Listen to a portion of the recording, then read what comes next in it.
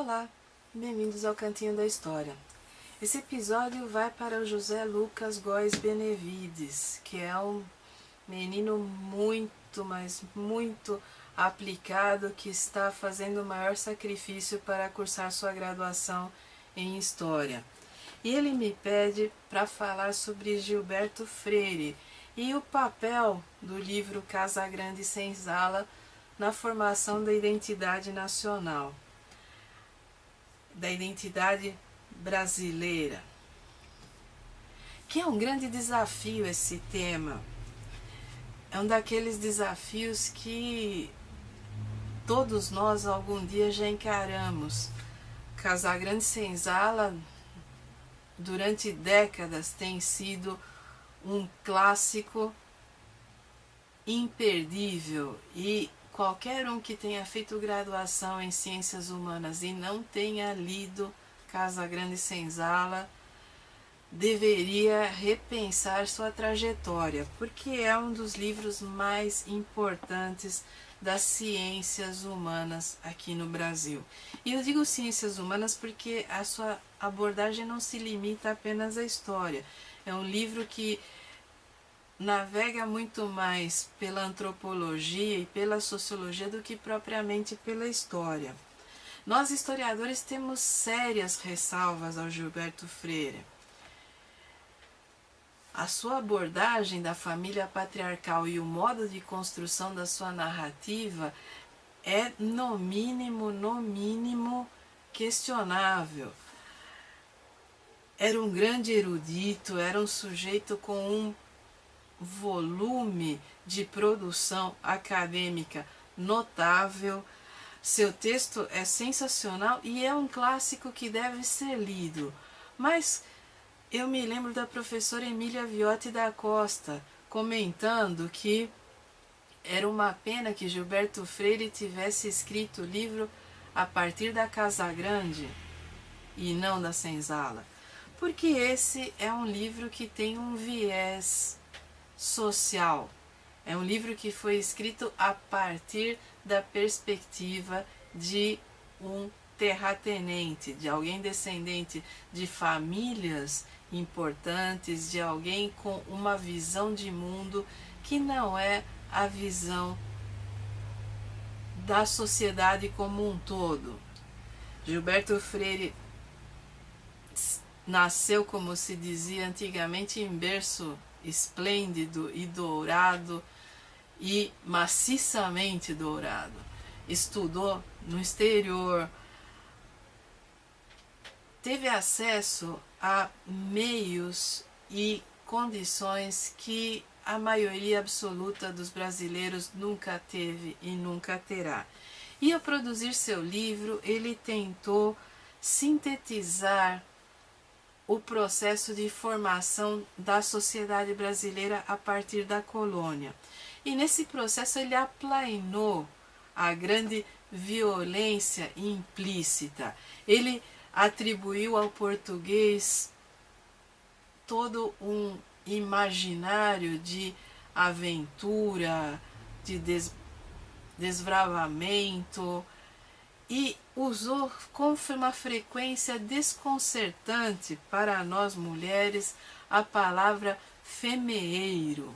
Quer dizer, o nascimento do Brasil como nação se deve a que o português não conseguia manter sua genitália dentro das calças, para o Gilberto Freire. Por isso que o português se miscigenou primeiro com as indígenas e posteriormente com as africanas trazidas aqui na condição de escravas. E como homem do seu tempo, como homem de sua classe social, Gilberto Freire jamais conseguiu perceber a violência implícita nesse processo.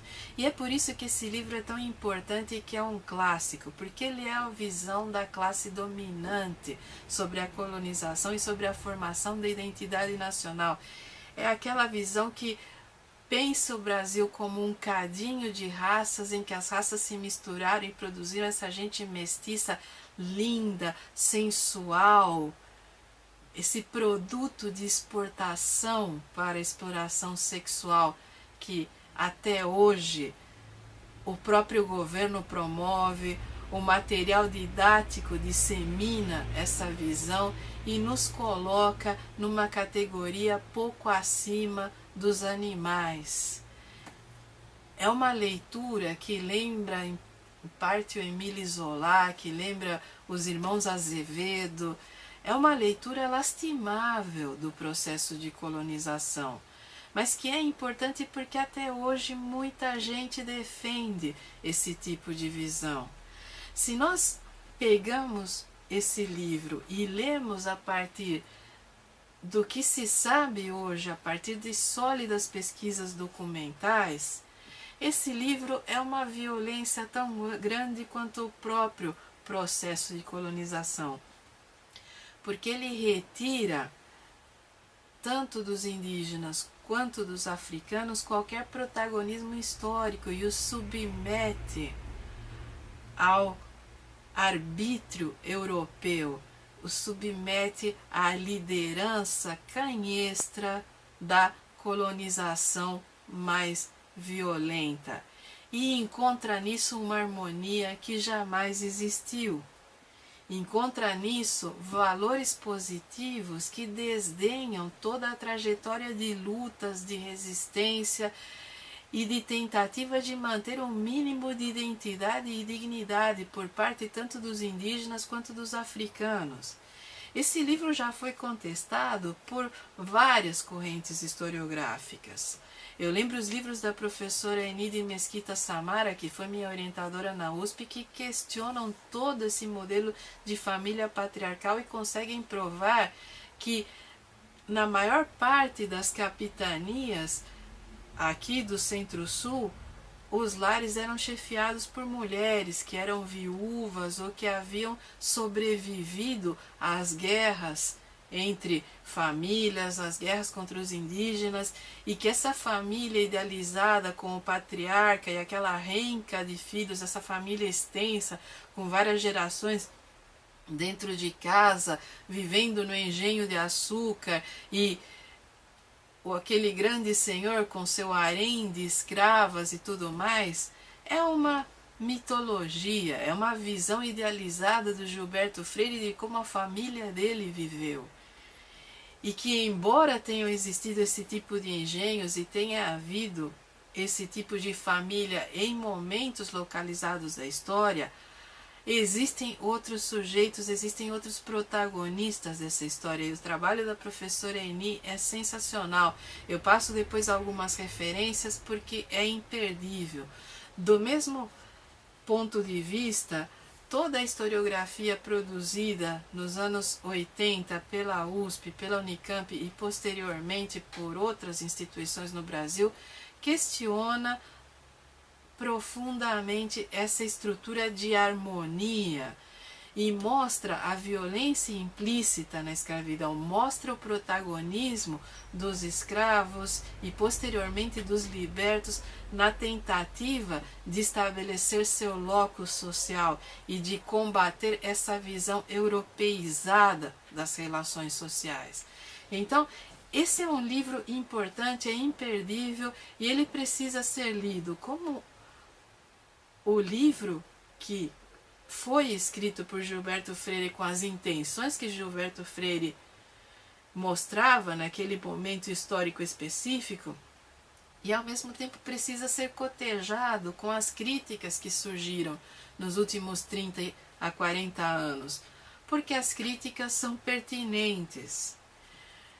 Isso não tira o fato de que é uma excelente fonte bibliográfica. Gilberto Freire pesquisou muito, embora o seu ponto de vista, como disse Emília Viotti, seja o ponto de vista da Casa Grande, ele pesquisou monumentais quantidades de documentação e de leituras sobre relatos de viajantes, leituras de época, relatórios. Era um sujeito que tinha uma capacidade de trabalho imenso, um workaholic, mesmo defendendo todo esse ócio da Casa Grande. Então, eu recomendo essa leitura, eu recomendo a leitura crítica de Casagrande Senzala e eu recomendo também a leitura dos seus críticos. Mas principalmente o que eu recomendo é que se pense essa questão da identidade nacional, da democracia racial, do cadinho de raças que produziu o maior tesouro nacional, que é a mulata, tipo exportação, e essa visão que é terrível e ofensiva, não apenas para os indígenas, para os africanos, para seus descendentes, mas também para nós mulheres, porque o papel da mulher nesse livro e no modo como Gilberto Freire acreditava que se deu a colonização é algo lastimável. Então, leiam Casagrande Senzala. É necessário que se continue lendo esse livro para entender por que a nossa sociedade hoje apresenta os níveis de violência de gênero, violência homofóbica e violência racial que apresenta. É necessária a leitura desse livro para entender como o pensamento das elites funciona e como as relações de subordinação se perpetuam até hoje. E cada vez que algum setor social tenta redefinir essas relações de dominação, a violência ocorre e ocorre massivamente. Eu espero, José Lucas, que isso tenha ajudado a sua leitura. Eu quero dizer que é um privilégio dialogar com você e que eu torço para que você consiga concluir seu curso e se forme, porque você tem tudo para ser um historiador, você tem tudo para seguir em frente, mesmo apesar das limitações que a vida colocou no seu caminho. Então, qualquer dúvida, qualquer comentário, a gente continua dialogando lá no Facebook, você pode contar comigo para te ajudar sempre que for necessário. E a todos vocês fica a consideração de sempre. Eu estou lá no Facebook, na página Cantinho da História ou no meu blog que vai passar aqui. Vocês podem mandar suas questões, suas sugestões, seus comentários e a gente vai dialogando. Eu demoro, mas respondo.